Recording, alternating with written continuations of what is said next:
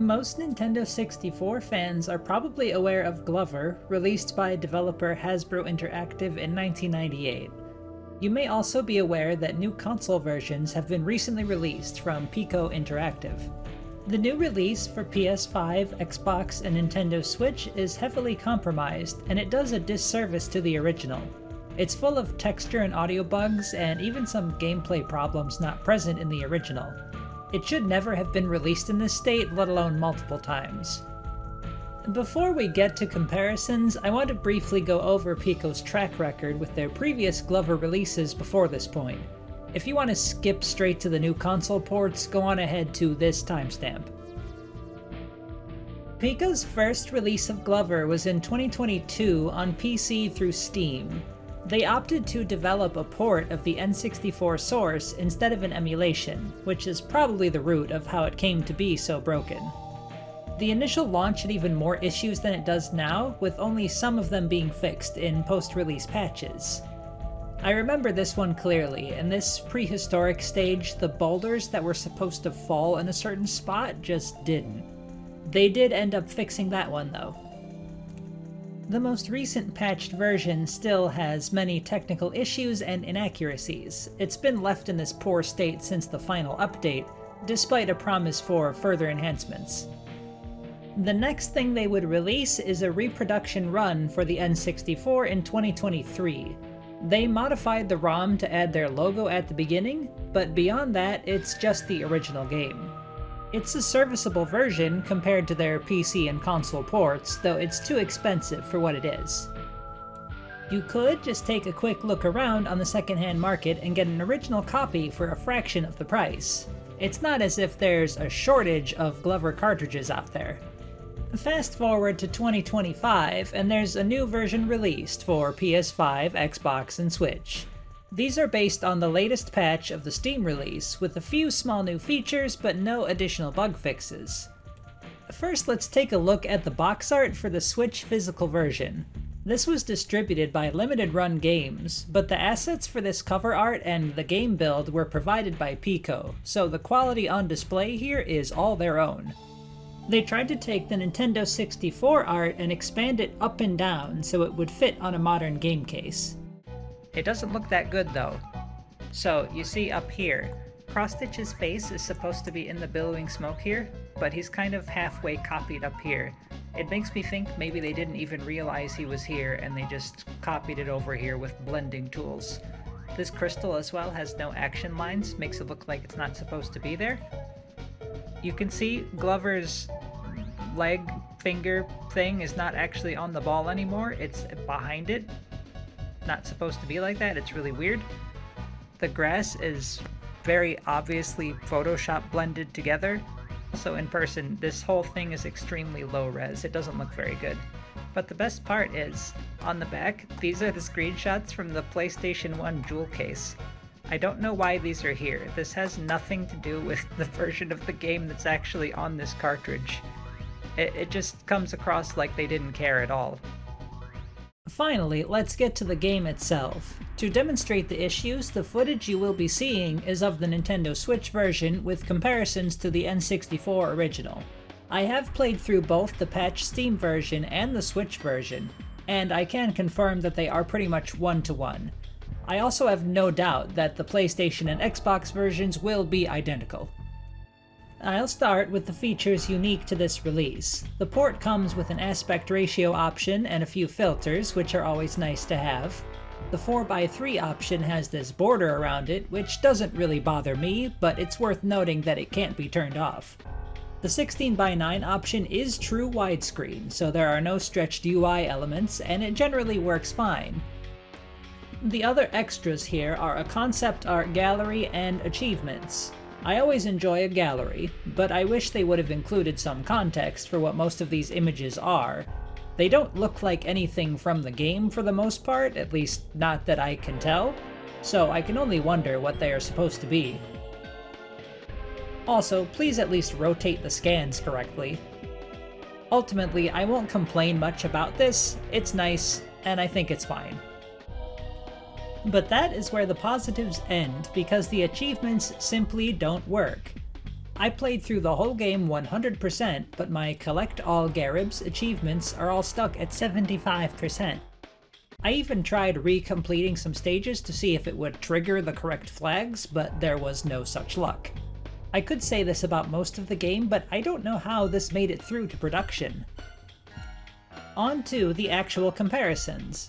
The greatest casualties here are the sound effects. It's no exaggeration to say that a majority of the sound effects in the game are broken in some way, either cut short or mistimed or played at the wrong pitch. If you're not very familiar with the original game, you may not notice right away, but it should become pretty obvious soon enough. To start out with, have a listen to the basic collectible sound and this shark enemy.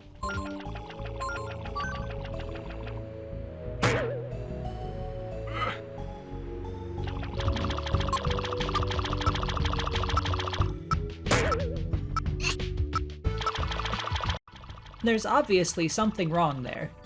Here are a few more examples of enemies.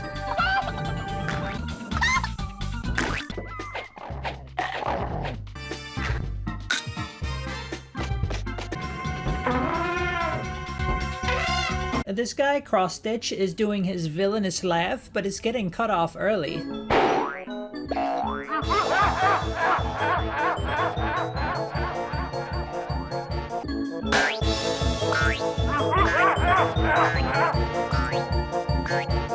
Some boss voice samples are affected too.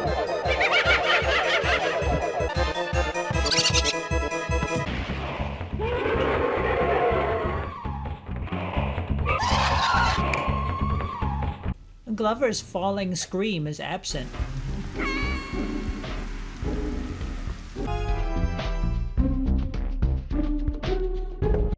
Here's an interesting one. Returning the crystal plays a completely wrong sound effect.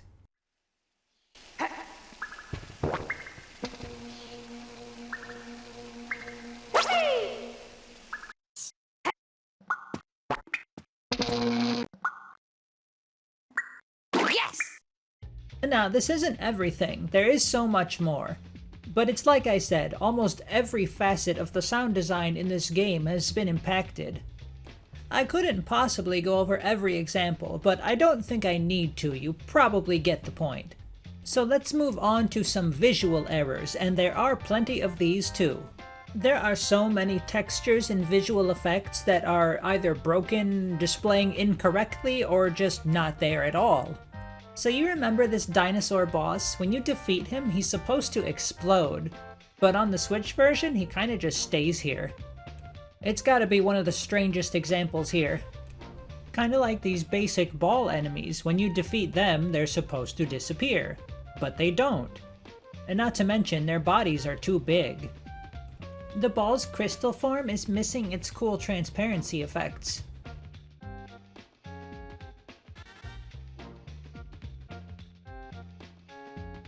The level end goal is also missing effects.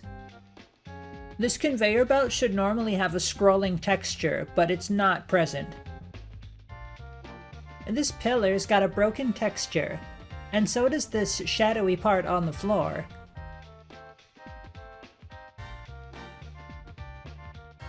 This pillar is supposed to have cracks indicating that it can be broken, but it's just showing as completely smooth here. You should be able to tell that there's a secret wall here, but it's almost imperceptible in the new version. In the battle with this clown boss, this red switch is supposed to start flashing when it's time to strike it. It doesn't do that in the new version, so you may get lost and not know what to do at this point. You may have noticed earlier, but the fist slam move is supposed to have a shockwave effect around it. Not only is that texture broken and not appearing correctly, but the move doesn't work anymore, and it doesn't have any effect on enemies. This pirate ship is supposed to be firing cannonballs at you, but it doesn't do that anymore. The prehistoric bonus stage has been impacted pretty severely. You play as the ball by itself here, and the objective is to roll to the end and avoid the lava wall. The problem comes from the collectibles. The hitboxes are too small, meaning you have to bounce for more of them than you normally would have. This stage was a challenge to begin with, but now it becomes a nightmare of precision movement if you want to grab them all.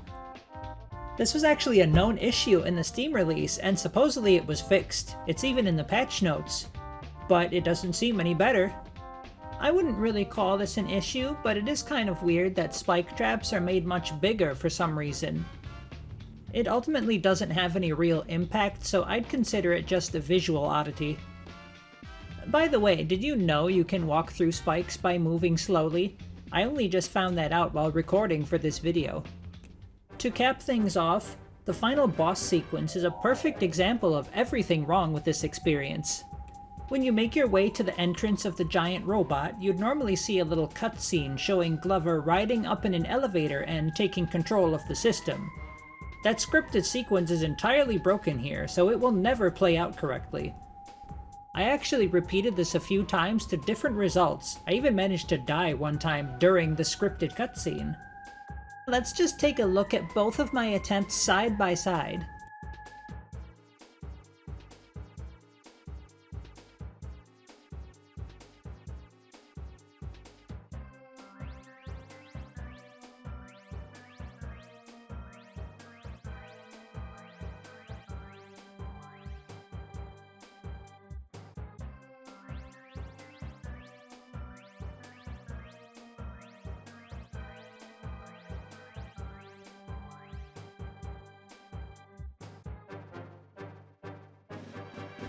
That's so silly.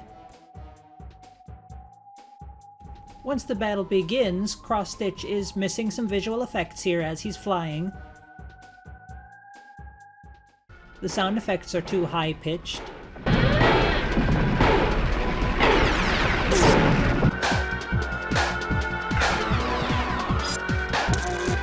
These little squares are supposed to be robot spiders.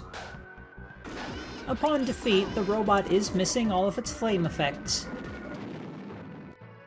Cross-Stitch is supposed to fly out of here on fire and screaming.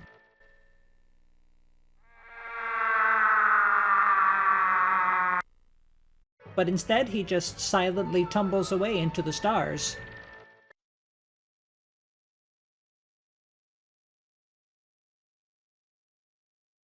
All of this is only a fraction of how much is off about this port.